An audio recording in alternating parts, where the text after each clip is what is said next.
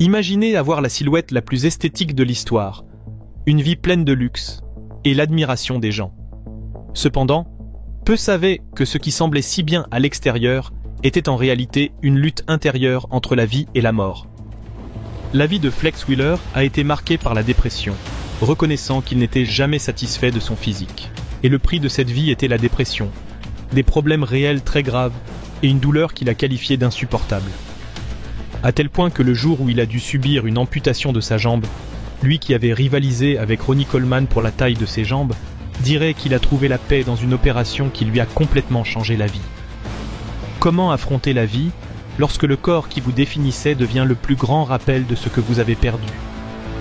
En effet, peu savent que Flex Wheeler était destiné à être le meilleur culturiste de l'histoire. Mais la vie avait un autre destin pour lui. Ce documentaire ne raconte pas seulement une vie faite de hauts et de bas, il nous invite à découvrir comment vivre avec le vide existentiel qui reste lorsque ce qui nous définit le plus disparaît. Les sacrifices de Flex en valaient-ils vraiment la peine?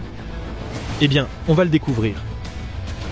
Flex Wheeler nous raconte qu'il a souffert de nombreux abus lorsqu'il était enfant.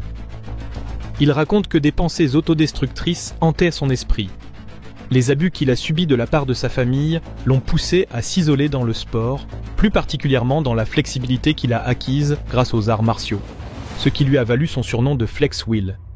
Et il est vrai qu'il avait un talent indéniable pour le sport, comme on peut le voir dans ses vidéos de son enfance. Voici des images de son passé en tant que karatéka. Dès son jeune âge, on pouvait voir une génétique unique pour un physique aussi jeune et naturel. Ce qui frappe dans la carrière de Flex Wheeler, c'est qu'il est devenu professionnel et, dès la même année, il a réussi à battre Mike Materazzo. Mais cette année-là, il remporte également l'Arnold Classic, la compétition la plus prestigieuse après l'Olympia. Cela le consolide sans aucun doute comme le culturiste avec la plus grande projection de tous. L'année 1993 arrive et nous voyons un line-up avec Dorian Yates, Kevin Levrone, Sean Ray et parmi eux, Flex Wheeler avec un physique qui montrait une structure privilégiée. L'homme à battre ici était Dorian Yates, sans aucun doute le culturiste avec la meilleure condition physique, mais avec un ventre critiqué, ce qui était justement le point fort de Flex Wheeler. Maintenant, la décision revenait au juge, mais ce fut l'une de ces éditions de l'Olympia où l'avenir du culturisme se décidait. La victoire irait-elle à l'esthétique ou à la taille et la condition imposée par Dorian Yates? Bien que Dorian Yates ait remporté cette Olympia pour 1994, tous les yeux étaient retournés vers Flex. Il venait de devenir professionnel et on pouvait déjà voir en lui un physique et une proposition que les autres n'avaient pas. Sa taille de taille fine, associée à tout le volume qu'il avait réussi à accumuler, le plaçait dans les sondages comme le principal candidat pour devenir l'image du culturisme dans les années suivantes. Média, sa popularité grandissait. Il commençait à afficher une vie de luxe, côtoyant même des rappeurs de l'époque comme Dr. Director, et bien qu'étant un enfant timide, il montrait désormais sans crainte une vie de luxe, accompagné de sa femme et entouré des richesses typiques des culturistes de cette époque. Des maisons énormes et parfaitement meublées, des voitures dernier modèle des années 90. Et au final, une vie qui semblait parfaite, du moins aux yeux des gens.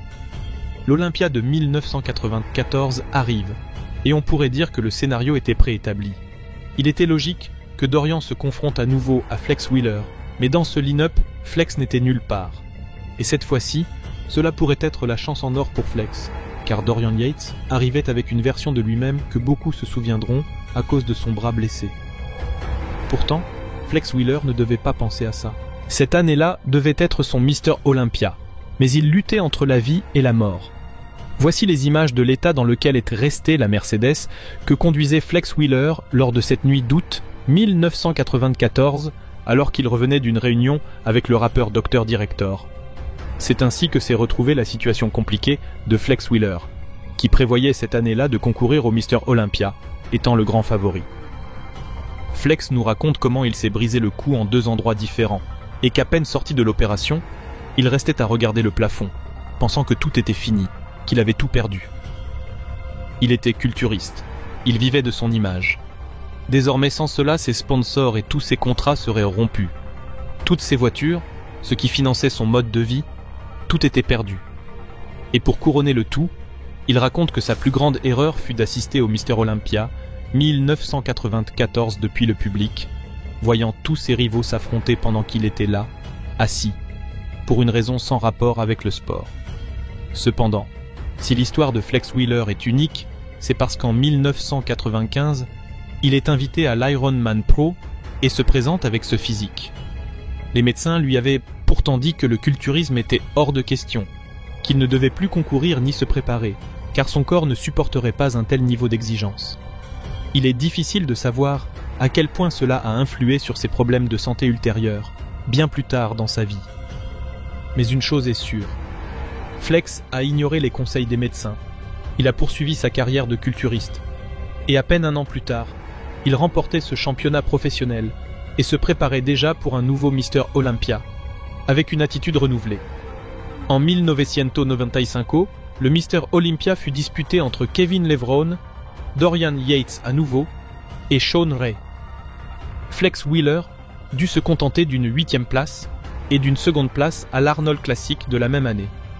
Selon ses propres mots, il avait l'impression que les autres avaient eu une année entière pour progresser, pendant qu'il luttait pour récupérer le physique qu'il avait autrefois. Malgré tout, son travail pour revenir laissa entrevoir à nouveau les éclats du physique imposant qu'il avait montré en 1993. Et pour le Mister Olympia 1996, Flex avait déjà récupéré une partie de son potentiel. Lors de ce Mister Olympia 1996, Flex termina 5e. Dorian Yates fut une fois de plus couronné devant Shawn Ray. L'un des grands moments de cette année fut son affrontement anticipé avec Ronnie Coleman. Ronnie n'avait encore remporté aucun Mister Olympia, et le résultat de ce championnat fut en faveur de Flex Wheeler. En 1997, cette fois, Flex semblait avoir toutes les cartes en main. Il remporta l'Arnold Classic, étant même, selon Schwarzenegger lui-même, son culturiste favori. Il surpassa une fois de plus Ronnie Coleman, ainsi que Nasser El Sonbati. Cette année-là, tout semblait prêt pour qu'il remporte enfin le tant désiré Mister Olympia et soit reconnu comme le meilleur physique de la planète. Contre toute attente, Flex se présente en conférence de presse, le bras plâtré, et déclare qu'il ne pourra pas concourir à l'Olympia, car il a été victime d'une attaque violente. Selon ses propres mots, des assaillants habillés en ninja l'auraient blessé avec des nunchakus. Je sais que cela semble incroyable, mais c'est bien la version donnée par Flex Wheeler. Il dit que grâce à ses connaissances en arts martiaux, il a pu se défendre. Évidemment, cette version n'a pas semblé crédible aux fans. Rapidement, on l'accusa de fuir, certains spéculant qu'il ne voulait pas se présenter car il n'avait pas atteint la condition physique nécessaire. Mais je tiens à rappeler que Flex venait de gagner l'Arnold Classic 1997, qu'il était l'un des favoris et qu'il progressait de manière ascendante. Il n'avait aucune raison apparente de ne pas se présenter. C'est alors que, des années plus tard, émergent des théories plus cohérentes avec certains épisodes de la carrière de Flex. Des enregistrements audio révélèrent que Flex traversait une situation financière très délicate. On se souviendra qu'après l'accident, tous ses contrats furent compromis. Il vivait littéralement de son image de culturiste, totalement dépendant de sa condition physique. Si un problème de santé apparaissait, il perdait tout son revenu. Des années plus tard, on apprit que Flex avait effectivement souffert de problèmes de santé tout au long de sa carrière compétitive. Cela fut d'abord considéré comme temporaire. Bien que peu crédible, son histoire d'agression juste avant l'Olympia ne l'empêcha pas de poursuivre sa carrière, sachant qu'il serait présent à l'Olympia de 1998. Les marques, bien sûr, ne voulèrent pas manquer l'opportunité d'être avec lui. Il était le sultan de la symétrie, le physique le plus esthétique de tous. Voici les images de l'Arnold Classic 1998. Il est paradoxal et incroyable de voir comment un physique peut paraître si parfait extérieurement, gagnant des championnats, marquant l'histoire du culturisme, alors qu'à l'intérieur, certains savaient déjà tous les problèmes qu'il traversait. Mais Flex Wheeler remporta l'Arnold Classic 1998 et, avec cela, se proclama enfin comme le grand favori pour devenir Mister Olympia. Cette fois, la voie était libre. L'ère glorieuse de Dorian Yates était terminée et tous les projecteurs étaient sur lui. Mais alors que tout indiquait que c'était l'année de Flex, surgit une figure inattendue. Ronnie Coleman, qui jusqu'alors n'avait jamais été dans les premiers rangs, réalisa en une année l'une des transformations les plus spectaculaires de l'histoire du culturisme. Ce Mister Olympia 1998 fut dominé par Flex à droite, Ronnie au centre et Nasser à gauche. Ce que nous voyons ici, c'est l'un des affrontements les plus historiques du culturisme. Des physiques qui avaient tout. Flex et le Ronnie de 1998 étaient esthétiques, conditionnés et dotés d'une masse musculaire que l'on n'a pratiquement jamais revue. Nous parlons là des génétiques les plus bénies que le monde de la force ait jamais connues. Ceux qui vécurent ce Mr Olympia 1998 ne pouvaient pas se rendre compte de l'histoire qu'ils étaient en train de voir. Et ainsi, Flex Wheeler se retrouva, une année de plus, aux portes du titre de Mr Olympia. Cette fois, c'est Ronnie Coleman, qui n'avait jamais été un favori auparavant, qui l'emporta dans ce qui semblait être l'Olympia de Flex Wheeler. Il reçut le prix, accepta la défaite et afficha ce visage en comprenant que, même lui, le sultan de la symétrie, avec la génétique la plus bénie du culturisme, ne pouvait décrocher un Mr Olympia. Mais sur son chemin, il avait rencontré une bête, un homme que peu imaginaient être une future légende, Ronnie Coleman. Nous sommes désormais en 1999, et Flex revient avec une fin de vengeance. Il veut présenter l'un de ses physiques les plus impressionnants à ce jour. On savait d'avance que la bataille allait, une fois de plus, se jouer contre Ronnie Coleman, qui, cette fois, impressionnait véritablement le monde entier avec ses entraînements si caractéristiques au Metroflex. Sans aucun doute, le combat était lancé. L'heure arrive, et dans cet état de forme, les deux athlètes se présentent. Le troisième homme n'est nul autre que Chris Cormier. Nous vivons l'âge d'or du culturisme, avec des physiques que beaucoup d'entre vous s'accorderont à dire que nous n'avons plus jamais revues depuis. Il semblait impossible d'allier la masse brute que ramenait Ronnie avec la symétrie et l'esthétique de Flex, une densité dorsale incroyable, une taille extrêmement fine, le tout accompagné d'une condition physique rare à voir aujourd'hui.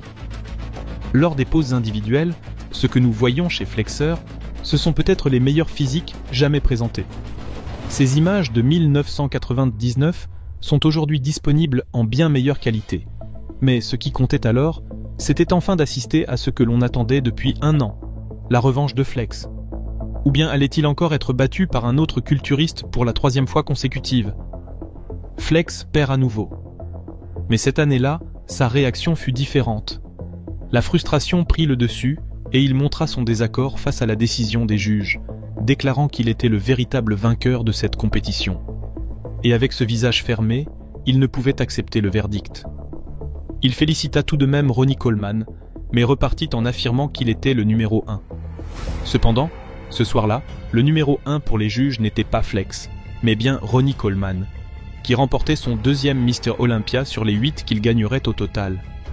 Nous sommes toujours en 1999, et peu de gens savaient alors que ces images allaient être parmi les dernières de ce trio mythique du culturisme, s'affrontant au plus haut niveau. Au Grand Prix d'Angleterre, Flex bat Kevin Levrone, mais l'ombre de Ronnie Coleman le poursuit. Une fois encore, Ronnie l'emporte. Et peu se douter qu'à ce moment-là, ce physique taillé dans le marbre subissait déjà de graves problèmes de santé. Flex continuait de gagner des titres, notamment l'Arnold Classic. Une compétition qui lui réussissait particulièrement bien, puisqu'il en remportera 4, avec de nombreux éloges d'Arnold lui-même. Cependant, à partir de 2000, nous voyons les dernières images de Flex au sommet de son art. Des problèmes rénaux le contraignent à quitter la scène, malgré une condition physique exceptionnelle. Il raconte que la situation est devenue si grave que sa vie était en danger s'il ne recevait pas un don de rein. C'est finalement sa mère qui se proposa comme donneuse. Cette opération fut à la fois la meilleure et la pire des choses pour lui. Elle lui sauva la vie, mais lui infligea des douleurs qu'il qualifiera lui-même d'insupportables. À cela s'ajoute un second effet, dont on parle peu mais qui touche de nombreux culturistes. La dépression et les troubles mentaux qu'il a lui-même reconnus. Dans ses propres mots, après la maladie, il passa de l'image d'un demi-dieu, torse nu, dégageant une grande confiance, à celle d'un homme méconnaissable, cloué sur une chaise. Et tout cela s'est produit en l'espace d'à peine 1 an. On pouvait clairement voir la trace de cette opération. Et Flex, loin de la considérer comme une seconde chance, admit avoir été très affecté. Ses propos témoignent d'un trouble profond entre ce qu'il était et ce qu'il était devenu. Mais ce n'est pas seulement le temps qui a affecté Flex Wheeler, car cela nous arrive à tous, c'est aussi plus de 40 opérations chirurgicales qu'il dut subir. Aux problèmes rénaux de Flex s'ajoutaient de multiples troubles vasculaires qui, selon ses propres mots, lui provoquait des douleurs presque insupportables dans les années qui suivirent. Il fut fortement médicalisé. Pourtant, souvenez-vous de ce que l'on disait de sa frustration à avoir perdu cette condition physique qui faisait sa renommée. Peut-être est-ce pour cela qu'à 50 ans, malgré tous ses problèmes de santé, il affichait encore une silhouette impressionnante, désormais tatouée et, comme toujours, critiquée par certains, qui l'accusaient d'avoir utilisé des huiles localisées dans certains muscles. Quoi qu'il en soit, Flex voulait garder la forme. Flex Wheeler fit son retour sur scène lors de l'Olympia 2017, mais cette fois dans la catégorie classique physique. Oui, l'année où débuta aussi un certain Chris Bumstead, que vous voyez à l'arrière-plan. Cette catégorie avait été pensée pour des physiques moins massifs mais très esthétiques. Et ici, Flex frappa fort. À 52 ans, il s'afficha dans une forme physique impressionnante. Il était bien sûr difficile de retrouver les heures de gloire des années 90, mais il semblait presque irréel qu'un homme ayant subi tant de chirurgie et de traitements puisse encore se préparer ainsi. Et ce fut encore plus étonnant lorsqu'il déclara que tout son entraînement des jambes s'était limité à des extensions de quadriceps sur une machine isolée à cause de tous les problèmes que son corps traînait. Quoi qu'il en soit, Flex Wheeler fut l'un des protagonistes du retour le plus inattendu de l'histoire du culturisme. 17 ans après, et seulement 2 ans après cette image iconique, Flex commença à ressentir des symptômes graves. Sa jambe droite lui causait une douleur extrême. Il perdait peu à peu la sensibilité, et à cause d'une mauvaise circulation, sa jambe changeait de couleur et de température. Les médecins diagnostiquèrent un compromis artériel sévère. Cela signifiait que ses artères principales étaient bloquées, empêchant le sang d'affluer vers la jambe. Flex Wheeler avait déjà affronté des années de problèmes de santé. Non seulement la greffe de rein en 2003, mais aussi des complications vasculaires comme des caillots sanguins, probablement aggravées par son style de vie de culturiste de haut niveau. C'est alors que les médecins lui annoncèrent le pire. Si ses problèmes de circulation persistaient, toutes ses extrémités pourraient être affectées. Mais surtout, il souffrait d'une douleur telle qu'il voyait la vie comme un enfer. Imaginez un instant l'intensité de cette douleur, quand lui-même déclara qu'il ne voyait pas l'amputation comme un mal, mais comme un soulagement. Il savait que l'amputation de sa jambe serait une étape nécessaire pour retrouver un semblant de qualité de vie. Ainsi, celui qui avait autrefois l'une des jambes les plus musclées de l'histoire du culturisme devait, paradoxalement, réapprendre à marcher. Et c'est ainsi, de façon aussi paradoxale, que l'homme qui avait le physique le plus esthétique de l'histoire n'a jamais été pleinement satisfait de son corps. Lui-même disait toujours en vouloir plus. Et c'est là tout le piège du culturisme, cette course sans fin vers le « toujours plus », où rien ne semble jamais suffisant. Mais alors, combien est-ce vraiment suffisant ? Bien souvent, c'est la santé qui finit par poser les limites. La vraie question ici est de savoir si tout cela en valait réellement la peine. Eh bien, selon les propres mots de Flex Wheeler, ce n'est que maintenant qu'il commence enfin à se sentir en paix. Il a commencé à trouver la paix le jour où il a compris qu'il n'était ni ses voitures, ni le physique qu'il avait autrefois. Sa paix se trouvait bien au-delà de tout cela. Mais après une vie marquée par la douleur et la souffrance, le culturisme a finalement voulu lui offrir la reconnaissance que le sultan de la symétrie semblait tant mériter. Pierre continue pour combattre l'absurde de ce style.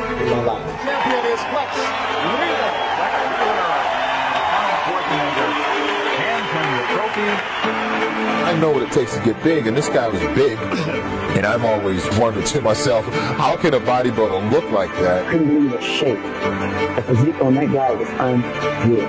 You knew he was dead serious, and he also had that killer look in his eye. He kept to himself. He was respectful, but on the stage, he would battle. He would throw elbows. He would stand his ground. And dramatic as it gets. You know, I would look at pictures of Flex Wheeler and I'd say, you know what? I know he's out there. I know he's coming. And it made me train harder. He put everything he had into his preparations for the show, and it paid off. And Wheeler was the guy who got beat up on, and people would piss on him and stuff like that. So I created this alter ego, this Flex Wheeler character who, didn't take shit from people, and, it didn't start stuff, but was quick to end it or quick to get into it. I just appreciate that everybody giving me an opportunity to find out who I really am, to change, instead of just writing me off. Ladies and gentlemen, Flex Wheeler, Arnold Schwarzenegger.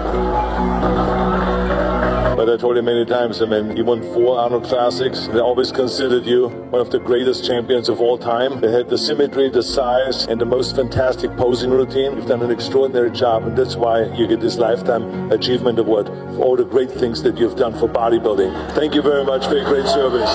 Thank you, Flex. I never won the Olympia, but I have the honor of this man here calling me one of the greatest of all times, and that's better than anything.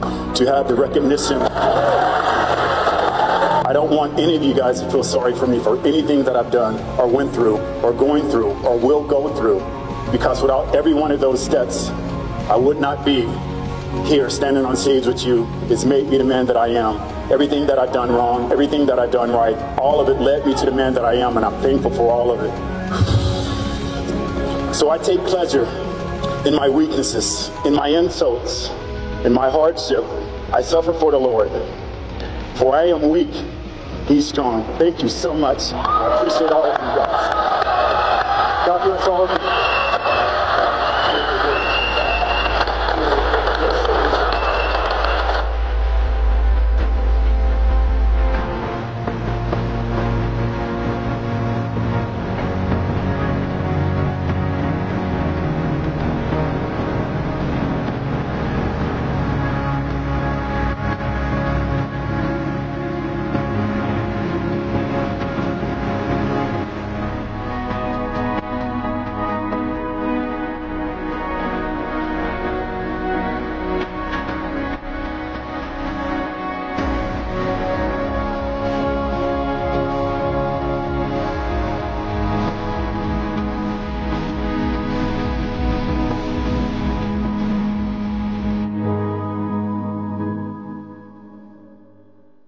Dans le monde du culturisme, seuls quelques élus atteignent le sommet de l'Olympe, et parmi eux, un nom brille de l'intensité de 1000 soleils, Ronnie Coleman, le roi.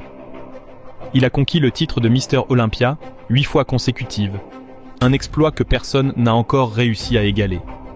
Mais son chemin vers la gloire a été parsemé de sacrifices, de douleurs et d'une lutte titanesque contre lui-même.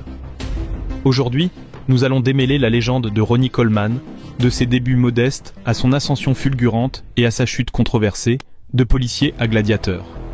Ronnie Coleman est né à Monroe, en Louisiane, une petite ville de seulement 50 000 habitants.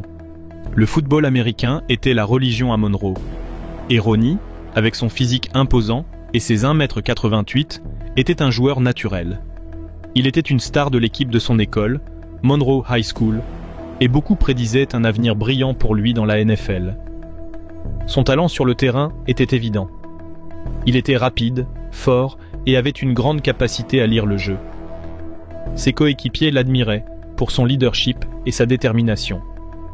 Ronnie était un joueur complet, un linebacker capable de dominer aussi bien en attaque qu'en défense. Cependant, une blessure au dos lors d'un match de football américain a interrompu son rêve d'atteindre la ligue professionnelle. Cela s'est produit pendant sa dernière année de lycée, lors d'une action qu'il a lui-même décrite comme une mauvaise chute. La douleur était insupportable, et Ronnie a dû être évacué du terrain sur une civière. La blessure a été dévastatrice pour Ronnie. Son rêve d'intégrer la NFL s'était effondré du jour au lendemain. Il se retrouvait désillusionné, perdu et sans direction, ne sachant pas quoi faire de sa vie. Mais Ronnie Coleman n'était pas un homme qui abandonnait facilement. Dans sa quête d'un nouveau chemin, il trouva refuge dans la salle de sport. Là, parmi les poids et la sueur, il découvrit sa véritable passion, le culturisme, la furie de l'entraînement. Ronnie Coleman n'était pas un culturiste comme les autres. Il ne se contentait pas de soulever des poids, il les soulevait avec une furie et une intensité que peu pouvaient égaler. Ses entraînements étaient légendaires, surnommés les entraînements mentaux, en raison de la brutalité avec laquelle il exigeait de son corps. Coleman se levait à 5 heures du matin tous les jours pour s'entraîner. Il commençait par une séance de cardio de 30 minutes, suivie de 2 heures de musculation. Il entraînait chaque groupe musculaire 2 fois par semaine et effectuait des séries de jusqu'à 12 répétitions avec des poids qui le mettaient à l'épreuve au maximum. « Lightweight, baby » était son mantra, une phrase qu'il répétait constamment pendant ses entraînements pour se motiver. Cette phrase encapsule sa philosophie de ne jamais abandonner, d'aller toujours un pas plus loin, de repousser les limites du possible. Un jour, lors d'un entraînement de squat, Ronnie Coleman essayait de soulever 362 kg. Il échoua à la première répétition, mais il ne se rendit pas. Il se concentra, respira profondément et réessaya. Cette fois, il réussit à soulever le poids, mais au prix d'une douleur insupportable dans le dos. Malgré la douleur, Ronnie Coleman ne s'arrêta pas et continua à s'entraîner avec la même intensité, se poussant toujours au-delà de ses limites. Si vous aimez cette vidéo, je vous invite à vous abonner et à laisser un like. Continuons avec la conquête de l'Olympe. Le Mister Olympia de 1998 était l'une des compétitions les plus attendues de l'année. Ronnie Coleman, un novice dans la compétition, était devenu un prétendant à prendre en compte. Son physique colossal, produit de années d'entraînement acharné, était comparable à celui des meilleurs culturistes du monde. Coleman domina la compétition dès le début. Ses poses étaient impeccables, son physique était parfait et son attitude implacable. Il laissa derrière lui des vétérans comme Dorian Yates et Flex Wheeler, gagnant le respect et l'admiration de tous les présents. Vainqueur de 8 titres consécutifs du prestigieux concours Mister Olympia entre 1998 et 1505, ce colosse a marqué l'histoire du sport. Souvent comparé à la légendaire figure d'Arnold Schwarzenegger à ses jours de gloire, cette icône du muscle éblouit le monde avec son incroyable potentiel physique. Les images de ses exploits relatent des performances épiques, comme le jour où il défia la gravité en soulevant 360 kg lors d'une impressionnante série de squats. Sa victoire au Mister Olympia de 1998 fut un moment historique, non seulement parce qu'il avait battu le champion en titre, mais aussi parce qu'il l'avait fait avec une démonstration de force et de physique jamais vue auparavant. Ronnie Coleman était devenu le nouveau roi du culturisme. Sacrifice et conséquences. La vie de Ronnie Coleman en tant que Mister Olympia fut une montagne russe d'émotions. D'un côté, il profitait de la célébrité, de la reconnaissance et du succès. Il était une icône du culturisme, une figure admirée par des millions de personnes à travers le monde. De l'autre côté, la pression pour rester au sommet était immense. Il s'entraînait sans relâche, exigeant toujours plus de son corps. Les blessures commencèrent à apparaître, mais Ronnie ne s'arrêtait pas.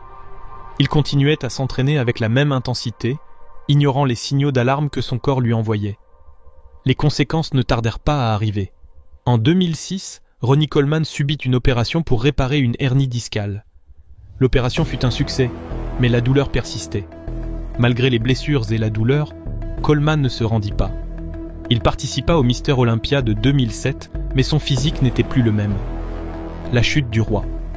Le Mister Olympia de 2007 fut une compétition douce amère pour Ronnie Coleman. D'un côté, il faisait ses adieux au Mister Olympia, la compétition qui l'avait fait devenir une légende. D'un autre côté, il le faisait avec une défaite, cédant le trône à Jay Cutler. La chute de Ronnie Coleman fut un moment triste pour le culturisme.